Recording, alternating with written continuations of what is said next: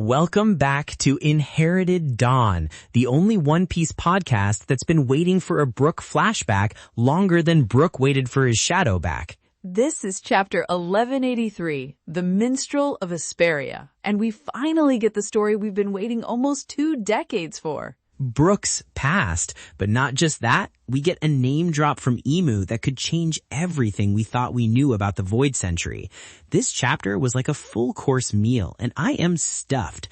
I don't think I felt this way since Luffy landed that final punch to Kaido. It's just revelation after revelation. It's a chapter of massive revelations hidden inside a personal story. Oda has a masterful way of doing that. The fate of the world hinges on a giant robot, or the entire history of a lost century is unspooled through the memories of one musician. If you've got a theory about Brook's Lost Kingdom, you might want to join our crew by hitting that subscribe bell because the truth might be even bigger than you think. Let's dive right in. The chapter opens where we left off, with the world's most terrifying silhouette in the middle of a god-tier brawl. We're on Elbaph with Imu facing down Loki and the giant warrior Ragnir. The scale of this confrontation is still difficult to process. We've seen emperors fight. We've seen admirals fight. This feels different. It feels ancient. The energy from Imu is just chilling. It's not rage, it's not panic, it's almost satisfaction. Imu tells Ragnir that it's been waiting all this time for someone who could actually fight back. Dude, that is the coldest line. Think about every major villain we've ever met. Doflamingo was arrogant, Kaido was bored and suicidal, Akainu is just pure molten anger. Imu is looking at a literal giant prince and a legendary warrior made of ice and thinking, finally, a light workout. It reframes the entire 800-year history of the world government, not as a struggle to maintain power, but as a long, boring reign that's finally gotten interesting again. It suggests that no one since the Void Century, perhaps no one since the original Joy Boy, has posed a genuine threat. Not Roger, not Whitebeard, not Dragon. They were all just noise, until now. And Loki has no idea what Imu is talking about. He's just focused on the fight, on this unbelievably tough opponent. He's the Prince of Elbaph. He's probably never faced someone he couldn't at least damage. But he's throwing everything he has at Imu, and it's like throwing pebbles at a mountain. But Imu keeps talking, and this is where it gets heavy. Imu says that since Luffy and Loki can't be corrupted, they'll just have to be destroyed. Then comes the name drop. Just like I did with someone named Douzan. Douzan. Who is Douzan? The name feels important. It's spoken with such finality, like a closed case file from a bygone era. It's not a title like Joy Boy. It's a name. It feels personal. It has to be someone from the Void Century. It just has to. Another person who resisted. Another person who couldn't be bent to Imu's will. I wonder if this was a previous Joy Boy, a D-Clan member, maybe the king of the ancient kingdom himself. The fact that Imu remembers a specific name from 800 years ago, that tells you how much of a threat Douzan was.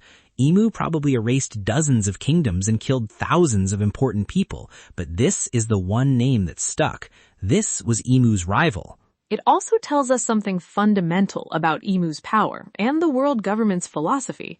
It isn't just about destruction, it's about corruption. The first choice you're given is to bend the knee.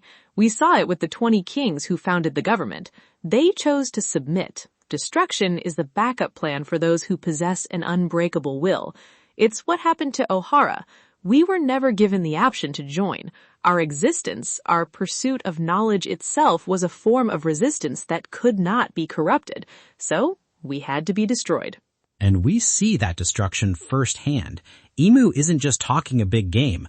Loki attacks with a move called Ragna Duelheim, which sounds apocalyptic, like he's trying to summon 2 different afterlives at once, and Imu just counters with a sword named Gram, a named sword. Gram, a legendary sword from Norse mythology, specifically from the Volsunga saga. It was the sword that Sigmund pulled from the tree Barnstock and later reforged for his son Sigurd to slay the dragon Fafnir. It fits the Elbaph setting perfectly, but the implication is staggering. Does Imu possess the actual Gram? Has Imu been collecting legendary weapons throughout history? It's like the ultimate treasure collection. Forget what's in the National Treasure Vault of Mary Joyous. Imu's personal armory must be insane. I wonder if the 12 Supreme-grade Meito swords are just the ones Imu let the world keep. It makes you think that maybe Uranus, the final ancient weapon, is Imu's personal collection of god-tier weapons. That's a chilling thought. The two attacks collide, and it's just a massive explosion of light and shadow, ice, and something else. We're seeing a fight on a scale we've barely even touched before. The clash between Whitebeard and Roger probably shook islands. This feels like it's shaking the very foundations of the world. And from that world-breaking fight, Oda just yanks us right back down to a very grounded, very grim scene in Western Village. The juxtaposition is wild. The Zaza MMA group is working with Vice Admiral Killingham. They've captured 7 giant children, just taken them. It's so reminiscent of what Caesar Clown was doing on Punk Hazard, but this time it's an official Marine operation. The other giants are trying to get them back, but they're still wounded from the earlier fight. Chopper is in full-on doctor mode, screaming at them that their blood transfusions aren't finished, that they could literally die from reopening their wounds. He's panicking because he's trying to save them and they're willing to throw their lives away. And they just don't care. One of the giants says they'll accept death rather than hand over their kids to the world government. That's the heart of Elbaph. They are warriors to the very end, especially when it comes to protecting the next generation. It's the ultimate expression of their pride. Killingham's line is what gets me. He's just standing there looking at these 7 terrified children huddled together, and he says it's a suitable number. Suitable for what? It's so cold, so clinical. It's not a kidnapping, it's a collection. It feels like Vegapunk-level science talk, but applied to living, breathing kids. It feels like something is being prepared, an experiment or maybe a sacrifice. The number 7 is often significant. Could they be trying to create a new generation of pacifista, but on a giant scale? Maybe it's connected to the Gorosei somehow? Or perhaps it's something else entirely. The gigantification experiments have been a running thread since Little Garden. Big Mom's obsession, Caesar's failures, and now the world government itself is directly involved. They're no longer outsourcing the research. But just as things look their bleakest, the cavalry arrives. We don't even see a full person. Oda just gives us a panel of a spiral eyebrow and the tip of a black dress shoe, landing perfectly on the ground. Sanji's on the scene. He's been separated from the main group, but now he's right where he needs to be. This is his entire character distilled into one moment. An enemy threatening women or children in his vicinity? That's his activation switch. Oh, he's about to go on an absolute tear. The protector of the innocent has arrived, and Vice Admiral Killing His Vibe Ham is about to have a very, very bad day. I can already hear the Diable Jambe sizzling. He's going to cook them, and not in a good way. From there, the chapter shifts focus to the rest of the crew, who have regrouped.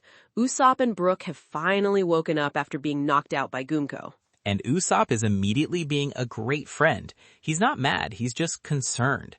He's asking Brook why he ran off to fight Gunko by himself. He says he had to go back him up because he felt something was wrong. This is prime Usopp. He's probably still shaking in his boots, but his loyalty to his friends is stronger than his fear. He saw Brook, who is usually so composed and jovial, acting with a desperation he didn't understand, and his first instinct was to help, not to question. It's such a great Usopp moment. He often defines bravery as conquering your own fear, and he does it time and time again for his friends. He saw Brook, who's usually so composed and jovial, acting with a desperation he didn't understand, and his first instinct was to help, not to question. Nami then asks the big question, the one we've all been wondering. Does Brook know Gunko? Is she an enemy of his past? She's trying to make sense of it all. And Brook's answer is what sets up the rest of this incredible chapter. He says Gunko isn't an enemy to him, but he never wanted to see her again. His voice, even in the text, sounds so weary. Because before he was angry, but now he's just confused. He thought he understood what had happened to his past, to his home. He'd made a sort of peace. But this just shatters that peace. And the reason for that confusion is the bombshell of the Elbaph arc so far. Gunko saved him. Right. After she had him pinned, wrapped up in her own arrows, she leaned in close, and for a second, she wasn't a holy knight. She was someone else. She's the one who unwrapped him. She looked at him, her eyes cleared for just a moment, and told him to run. And then, it's like a switch flipped. Brook says Imu took back control of her, and she went back to being like a demon. The light in her eyes just vanished. This is a crucial piece of information about how Imu's control works. It suggests it might require active concentration, or perhaps strong emotional triggers can temporarily break it. It's not a permanent, unbreakable state. Brook lays it out perfectly. He says it's like 3 different personalities in one body. You've got the elitist holy knight who is talking down to everyone, that arrogant celestial dragon-like personality. You've got the Imu-controlled puppet acting on direct orders, the kill-them-all machine. And then you have the third person, the one who knew him, the one who tried to save him, the real person trapped inside. It's a terrifying concept. Being a prisoner in your own body, forced to watch yourself commit atrocities, it's exactly what we feared happened to Bartholomew Kuma. Nami connects the dots instantly. She's being controlled. After seeing what happened to the giants who were being mind-controlled earlier in the arc, they know this is possible. It's not a mystery anymore. It's a horrifying reality of the world government's power. It's one thing to hear about it, but now they're face-to-face with a victim. But Jinbei, ever the pragmatist, brings up the immediate problem. Gunko is still frozen solid in Ragnir's ice. She's an enemy combatant who nearly killed them. From a tactical standpoint, she is a threat that has been neutralized. They have to decide what to do with her, and soon.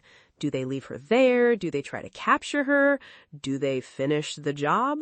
And that's the final push Brook needs. He can't let them make that decision without the full story.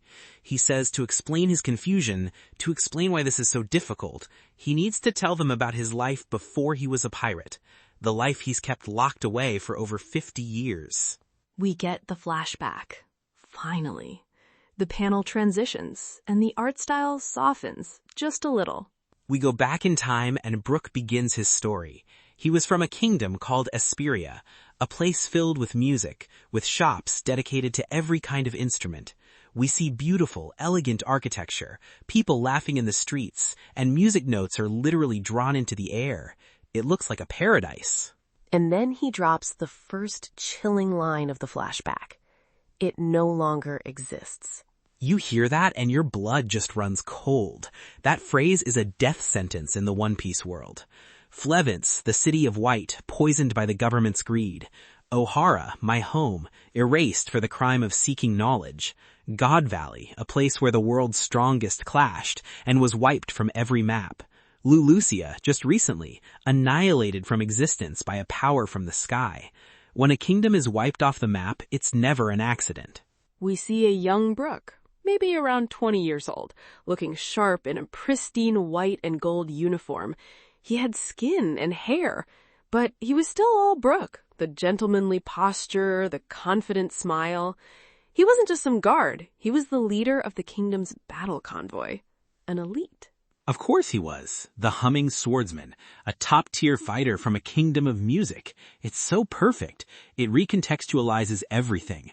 His sword cane isn't just a cool gimmick. It's a reflection of his entire culture. His fighting style isn't something he picked up as a pirate. It's a disciplined martial art from his homeland. Oda's been holding on to this for so long, and the payoff is incredible. We meet the royal family. King Reuven, a large, jovial man with a magnificent beard, Queen Candel, an elegant woman with a kind smile, and their young daughter, Princess Shuri, who looks to be about 5 or 6 years old. And the dynamic is amazing. It's not stiff and formal at all. Brook just openly declares his love for the queen, Candel, right in front of her husband. My queen, your beauty today rivals the most heavenly melody, or something just as poetic. And the king, Reuven, just points a finger at him and half-jokingly threatens him with a death sentence for conspiracy. It immediately gives the flashback so much warmth and personality. You can tell this is an inside joke they've had for years. It establishes a deep, trusting relationship between them. You love these people instantly. It feels like a real family. Brook wasn't just their employee, he was part of the family. And then little Princess Shuri, with a little snot bubble coming out of her nose, asks Brook if she can marry him when she grows up. His rejection is so gentle and in character. He kneels down to her level, tips his hat, and tells her no because her nose is still runny. It's sweet, but it also shows how close they were. He wasn't just the leader of the guard. He was her personal knight, her protector, her friend. And this is the girl he thinks Gunko is. The resemblance is uncanny, he says. Same eyes, same facial structure. But the timeline makes no sense. Shuri would be 77 years old now, assuming she's even still alive. Gunko looks young, maybe late 20s or early 30s. Then comes the detail that connects everything. The nail in the coffin of this mystery. The reason he's so confused. Brook says he lost contact with Princess Shuri after she traveled to marry Geos. Bro, that's it. That's the whole story right there. No one goes to marry Geos and comes back right. We saw what happened with Kuma. He was turned into a mindless slave. We saw what they tried to do with Vivi. We know what happens to the people who fall out of favor with the celestial dragons. It's the black heart of the world. Shuri went into the dragon's den and never came out. A princess from a sovereign nation goes to the Holy Land and vanishes. Years later, a mind-controlled holy knight who looks exactly like her appears, not having aged a day, serving the highest authority. The pieces are all there, and they paint a terrifying picture. They did something to her. They must have. Froze her in time, used a devil fruit on her, some secret treasure of the celestial dragons, something only the world government is capable of. They didn't just take her, they weaponized her. They turned a princess into their puppet.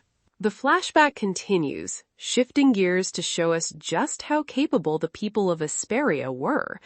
Just as the family is sharing this lighthearted moment, a soldier runs in, panicked. A gang of ruffians on horseback, the Mulan family, is tearing through town. They're specifically after Queen Candel. The king and princess are terrified, hiding behind the throne, begging Brook to save her. You see the immediate switch from a peaceful kingdom to a nation under siege. But Brook is completely calm, almost nonchalant. He turns to the king and says there are 2 reasons to not worry.